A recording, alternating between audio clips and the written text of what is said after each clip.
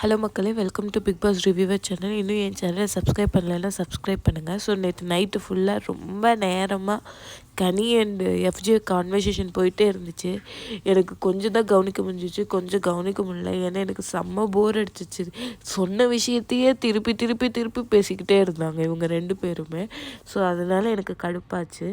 And கனி என்னென்னா அரோராவுக்கு support பண்ணி தான் பேசுகிறாங்க. அண்ட் ஆதிரை உண்மையாலுமே ஹர்ட் ஆயிருக்காங்க அப்படிங்கிறத பற்றியும் பேசியிருக்காங்க. அவங்க தனியாக எக்ஸ்பிளைன் பண்ணுறாங்க எஃப்ஜேக்கு. ஆனால் எஃப்ஜேவால் புரிஞ்சிக்க முடியல. அவங்க என்ன சொல்கிறாங்கன்னா, எஃப்ஜே நான் ஆதிரை கிட்ட சாரி கேட்பேன், நான் உண்மையாலுமே அந்த பொண்ணு ஹர்ட் ஆகிருக்கு என்னால் அப்படிங்கும்போது நான் அந்த பொண்ணுக்கிட்ட சாரி கேட்பேன். ஆனால் அரோரா கிட்ட நான் என்னால் கேட்க முடியாது. அரோரா இதுதான் சான்ஸுன்னு அவள் பாயிண்ட்டை சொல்லி அவள் மேலே வரணும் அப்படின்னு நினைக்கிறா அப்படிங்கிற மாதிரி தான் சொன்னார். எனக்கு இந்த இடத்துல அரோரா அப்படி தான் பண்ணுறாங்களா அப்படிங்கிறது எனக்கு கொஷின் மார்க்கு.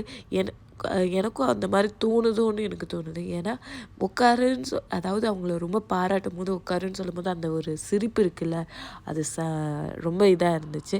எனக்கு புரியல, அரோராவை துஷாரை வச்சு பேசின போது மட்டும் திட்டுறாங்க, துஷார் இப்போ இல்லவே இல்லைங்கிறாங்க.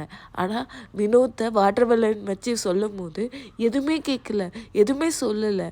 அப்போ என்ன ட்ரை பண்ணுறாங்க? எனக்கு என்னமோ அரோராவுக்கு பிக் பாஸும் விஜய் சேதுபதியும் ரொம்ப பேம்பர் பண்ணி அவங்கள மேலே கொண்டு வரணும்னு நினைக்கிறாங்களோ அப்படிங்கிற மாதிரி தான் எனக்கு தோணுது. அரோரா தான் டைட்டில் வின்னர்னு எனக்கு தோணுது. இதை பற்றி உங்கள் கருத்து என்ன?